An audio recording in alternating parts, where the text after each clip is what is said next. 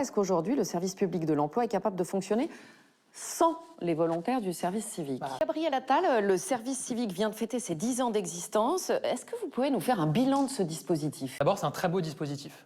C'est un dispositif qui permet à des jeunes, qui a permis à plus de 435 000 jeunes depuis 2010 de s'engager au service de l'intérêt général, principalement dans des associations, aussi dans des services de l'État, et donc de découvrir des choses sur eux-mêmes, des choses sur les autres, de développer parfois des compétences qui leur ont été utiles pour la suite. Vous employez le terme de s'engager et vous n'employez pas le terme de travailler. Oui. Pourquoi? Parce qu'il faut être très clair sur le fait une mission de service civique n'est pas un emploi.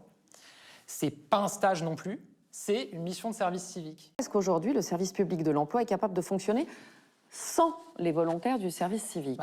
J'espère, parce que sinon, ça veut dire qu'on n'est pas dans les clous du service civique. En fait, la question qu'on se pose, c'est de savoir si la mise en place de cette nouvelle organisation à Pôle emploi, avec les bornes numériques, aurait été possible sans le déploiement des services civiques. Et l'IGAS, par exemple, donc l'Inspection générale des affaires sociales, dit que la nouvelle organisation de Pôle emploi a été rendue possible par le déploiement de 2200 services civiques.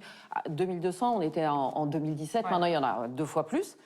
Donc on voit que les services civiques ont eu un apport très important, ce qui est important de le souligner.